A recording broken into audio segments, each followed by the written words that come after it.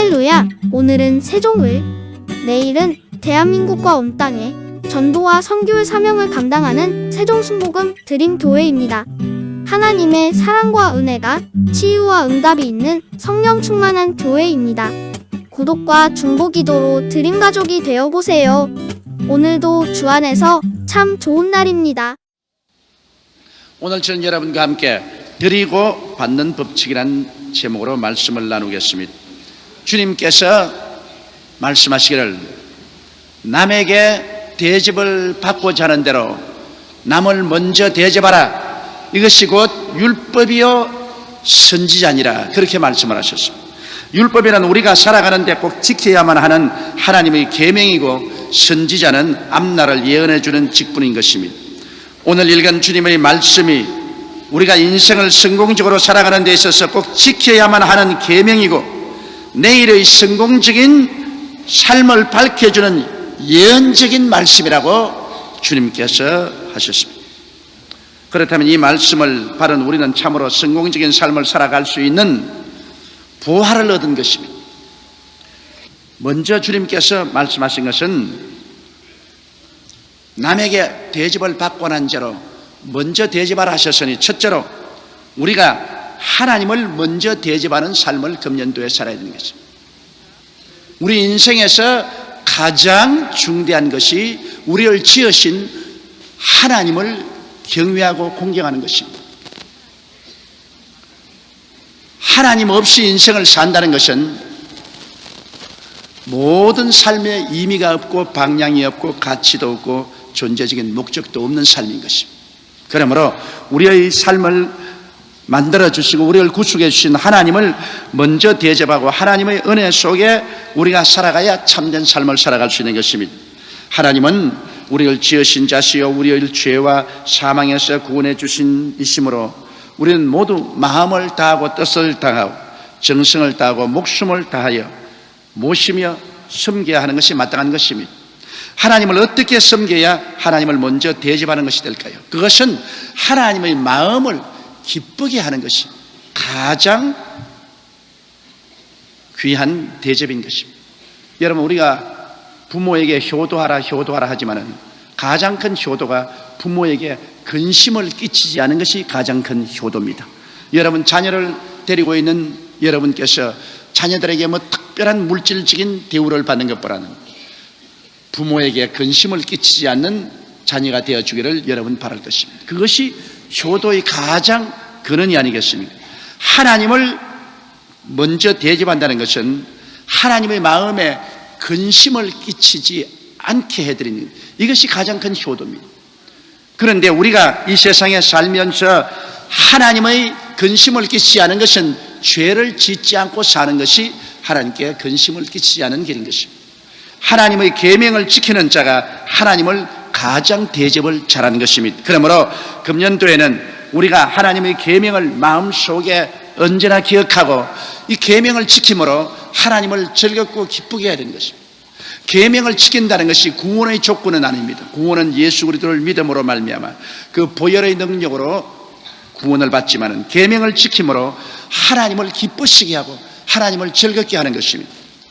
계명은 여러분이 잘 아십니다. 내 앞에 다른 신을 두지 말라. 이 다른 신이 여러분, 이 세상 잡신이 아닌 내가 다른 신이 될 수가 있습니다. 인본주의로 서서 자기 중심으로 사는 것은 바로 다른 신을 섬기는 것입니다. 아담과 하와가 하나님처럼 신이 되겠다고 하다가 쫓겨났지 않습니까? 그것은 아담과 하와가 무슨 잡신을 섬긴 것이 아니라 자기를 신으로 삼았기 때문에 버림받은 것입니다. 오늘날 또 우리가 하나님보다 나를 앞세우고 인본주의에 서서 자기를 섬기는 삶, 이것이 바로 다른 신을 섬기는 것입니다. 이것을 우리는 절대로 금하고 야훼 하나님만 오직 섬기는 우리들이 되어야 되겠다. 우상에 절하지 말라고 했는데 우리는 지위, 명예, 권세, 부귀, 영화를 우상으로 삼고 그를 구하기 위해서 하나님의 계명도 다 저버리고 절할 때가 많습니다. 하나님의 계명을 어기고 절할 때가 많습니다. 이러한 우리의 삶의 근처에 있는 욕심의 우상을 우리가 제껴버리고 살아야 되겠습니다. 하나님의 이름을 망령되이 부르지 말라 했으니 하나님의 이름을 언제나 공경하고 우리 중심에 모시고 우리가 살아야 되겠으며, 안식일을 거룩히 지키라 했으니 성일을 우리가 만사를 제껴놓고라도 지켜야만 하는 것입니다. 여섯 동안 일하고 일회째 우리 주님을 간절한 마음으로 섬기고 예배드리는 삶을 살아야 되겠습니다. 내 부모를 공경하라 했으니 우리는 부모를 공경하는 마음을 가지고 존경심을 마음속에 늘 가지고 기도하며 살아야 되겠습니다. 살인하지 말라, 그 다음 간음하지 말라, 도둑질하지 말라, 내 이웃을 거짓 증거하지 말라, 내 이웃을 탐하지 말라, 즉 이웃을 시기하지 말라, 이와 같은 하나님의 계명이 있으니 우리는 이 계명들을 마음속에 깊이 간직하고 이 계명을 따라서 살도록 노력하는 것이 하나님을 섬기는 가장 좋은 길인 것입니다. 그 다음에는 우리가 우리의 삶 속에 물질로 하나님을 대접해야 됩니다. 내 물질이 있는 곳에 내 마음도 있다고 했으므로 우리가 물질로 하나님을 공경하는 것을 등한히 해서는 안 됩니다. 우리에게 복을 주셔서 우리가 물질을 획득하게 해주시면 그 중에 10분의 1은 하나님의 주권이 있다는 것을 절대로 인정하는 것입니다. 이것이 하나님을 섬기는 법인 것입니다. 우리가 하나님께 11조를 도둑질하면 하나님의 저주를 받는다 했습니다. 얼마나 하나님이 여기에 깊은 관심을 가지고 계시기에 11조를 안 바치면 그만이라고 말씀하지 아니하시고 저주를 받겠다고 말했습니다. 이야말로 무시무시한 말씀인 것입니다. 이러기 때문에 우리 금년은 반드시 물질로서 하나님을 공경하는 자리에 서야 되겠습니다. 11조 도둑질은 크기나 작기나 절대로 하지 말아야 되겠습니다. 그래서 하나님 마음을 슬프게 하지 말고 하나님이 기쁘게 우리들을 축복해 주셔서 우리의 모든 일에 재앙이 다가오지 않도록 하는 이와 같은 삶을 우리가 살아야 되겠습니다. 그리고 우리가 하나님을 먼저 대접하는 것은 하나님의 사업에 봉사하는 것입니다. 우리에게 기회가 주어질 때마다 사양하지 말고 하나님의 일에 시간 들이고 몸 들여서 봉사하는 것입니다. 이것이 하나님을 먼저 대접하는 것입니다. 그럴 때 하나님이 기뻐하시고 또 우리가 때를 얻든지 멀었든지 예수 그리스도의 복음을 전함으로 하나님을 대접하는 것입니다. 이와 같이 하나님을 우리가 먼저 대접하면 하나님께서는 절대로 가만히 계시지 않습니다. 성경 말씀에 주님께서 너희가 대접을 받고자 하는 대로 남을 먼저 대접하려 했는데 하나님을 우리의 삶 속에 제일 먼저 대접을 하고 나면 하늘과 땅을 지으신 하나님께서 어찌 우리를 대접하지 않겠습니까? 여러분, 하나님을 먼저 대접할 때 하나님께서 우리에게 갚아주실 하나님의 언약이 바로 이런 것입니다. 하늘과 땅을 지으신 하나님, 이 하나님의 문을 열면 닫을 자가 없고 닫아놓으면 열 자가 없습니다. 이 하나님과 함께 동행할 때 하나님께서 놀라운 은혜와 복을 우리에게 허락해 주시는 것입니다.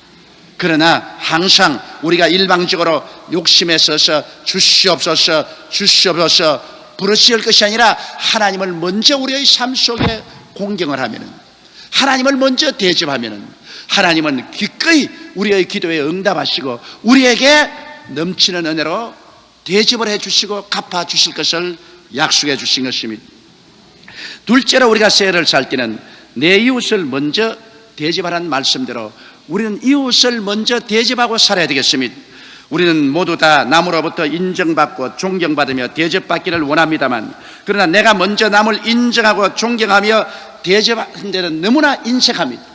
남을 인정하고 존경하고 대접하지는 않으면서 자기는 인정받고 존경받고 대접받기를 원한다면 이것은 대단히 잘못된 일인 것입니다. 주님의 이 말씀은 바로 우리 가정 화목의 원리입니다.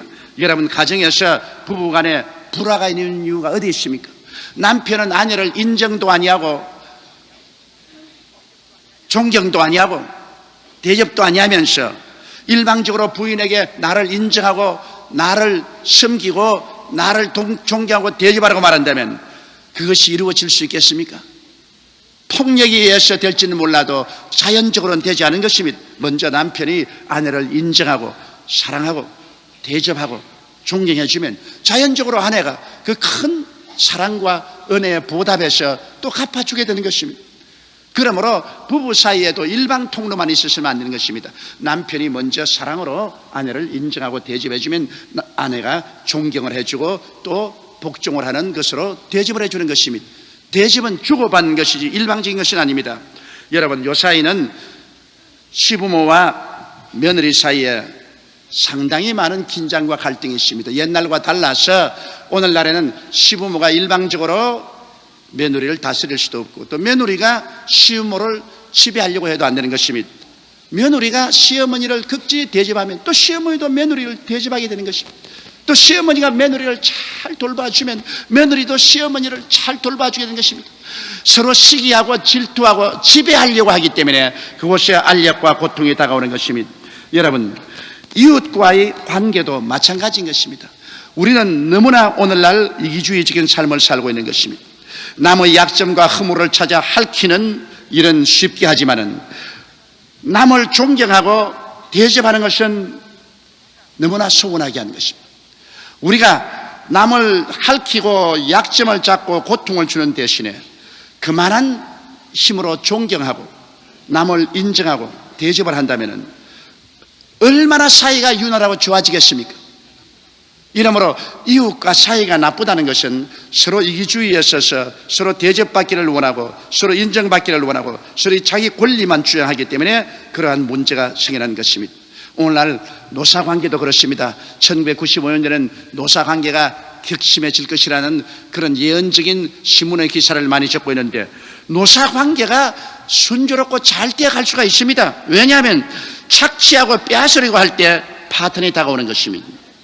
예수 그리스도의 말씀대로 남에게 대접을 받고 하는 대로 먼저 남을 대접하라고 하는 말씀이 있기 때문에 착취하고 빼앗으려고 하지 말고 어찌하든지 노동자들에게 잘해주고 도와주고 은혜를 베풀려고 애를 쓰면 자연적으로 은혜를 받는 사람들이 거기에 반응하지 아니할 수 없습니다. 그러면 거기에 반응해서 더 열심히 일하고 충성스럽게 일하고 또 기술 개발하고 회사를 위해서 정성을 다하는 이러한 운동이 일어나게 되는 것입니다.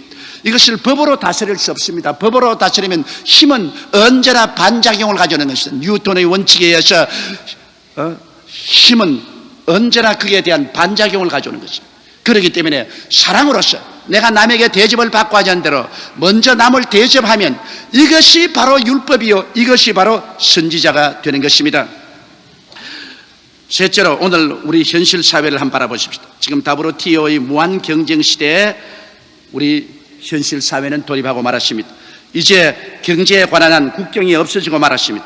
대기업, 중소기업 할 것 없이 서비스업과 구멍가게까지 세계화가 이루어지며 세계와 경쟁하며 살아남아야 하는 것입니다.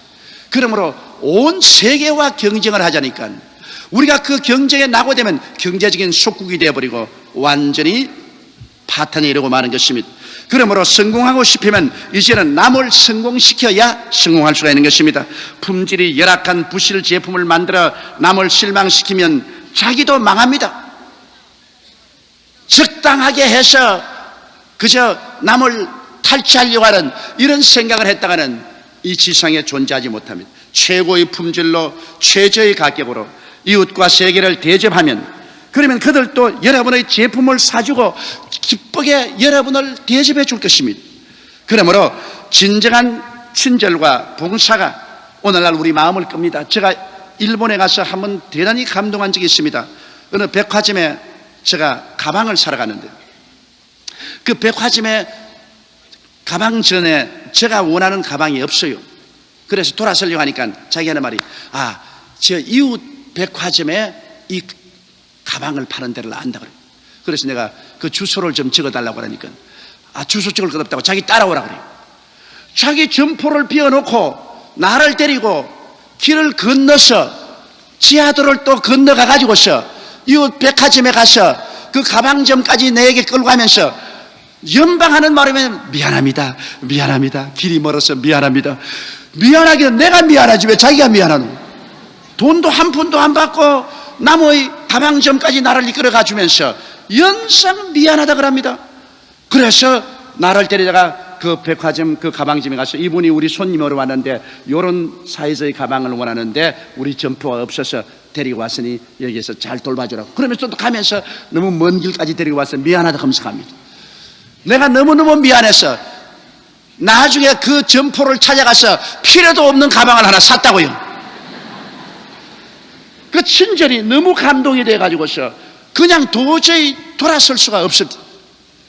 진정한 친절은, 또 진정한 봉사는 마음을 끕니다.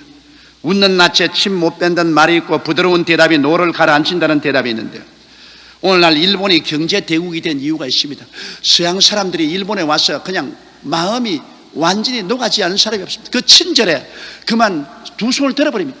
그것이 속에서 우러나온 친절이 아닐지라도 그 몸에 빼인 훈련이기 때문에 그런 친절을 베풀어줍니다. 그 친절에 감동합니다. 그러나 거기에 비교하면 우리 한국 사람들은 얼마나 불친절한지 말로 다 할 수가 없습니다. 한국의 점포에 가서 물건 고르기가 상당히 겁이 납니다. 왜냐하면 물건 고르다가 안 사고 나오면 뒤에서 욕을 합니다. 사지도 않을 거 난 물건 왜 만졌단 말이에요. 욕을 합니다. 그러니까 점포에 가서 물건 고르기도 힘이 듭니다. 아주 불친절합니다. 우리 주님께서 주신 이 말씀대로 살면은 우리는 어느 곳에 가나 성공을 합니다. 남에게 대접을 받고자 하는 대로 먼저 남을 대접하라. 남을 참으로 친절과 봉사로 대접하면 반드시 그 대가가 다가오게 되는 것입니다. 여러분, 역사상 최대의 대접을 하신 분이 바로 우리 하나님인 것입니다. 하나님이 세상을 이처럼 사랑하사 독생자를 주셨으니 누구든지 저를 믿으면 멸망하지 않고 영생을 얻으리라. 우리는 죄를 짓고 불의하고 추악하고 완전히 버림받은 존재인 것입니다. 스스로 내버려 놓으면 그저 육으로 살다가 모두 다 영원히 불타는 지옥으로 떨어질 수밖에 없습니다. 그런데 우리 하나님께서 먼저 일방적으로 그 아들 예수님을 보내주셔서 이 땅에서 그 아들을 영접도 아니하고 환영도 아니하는데 예수께서 우리를 대신해서 십자가에 올라가서 우리의 모든 죄와 불의를 다 짊어지고 몸을 찢고 피를 흘려서 죽으시고 부활하셨습니다. 그리고 주님께서는 우리를 향해서 수고하고 무거운 짐진 자들은 다 내게로 오라, 내가 너희를 쉬게 하겠다. 이거야말로 어마어마한 일방적인 대접입니다. 우리는 주님을 인정도 아니하고 환영도 아니하고 모시드리지도 아니했는데 주님께서 하늘 보좌 버리시고 이 땅에 오셔서 일방적으로 우리의 죄짐을 다 짊어지고 우리의 모든 낭패와 실망을 다 청산하시고 난 다음에 그 다음 그 찢어진 몸과 흘리신 피의 대가로 구원의 길을 열어놓고 두 손을 활짝 내밀고 내게로 오라, 내가 너를 다 도와주게 되는데 이만한 대접이 어디 있습니까? 나폴레옹이 전 국력을 다 기울여서 유럽을 정복하려고 애를 썼습니다. 그러나 한때는 거의 유럽을 다 점령하기도 했습니다. 워터루 전쟁에서 그는 피하고 난 다음 센트 헤르나 섬에 유배를 가서 그곳에서 죽음의 날을 기다릴 때 나폴레옹이 한 말이 있습니다. 나사렛 예수여, 당신은 위대한 승리자. 나는 무력으로 온 유럽을 통합하려고 했지만은 결국에는 센트 헤르나에 내 외롭게 혼자 죽어간다. 나사렛 예수여, 당신은 갈보리 십자가에서 못 박여 죽었다. 당신이 된 것은 조그마한 팔레스타인 땅밖에 없었다. 그러나 지금은 당신을 위해서 목숨을 바칠 사람들은 이 세상에 얼마든지 있다. 그렇게 고백했습니다.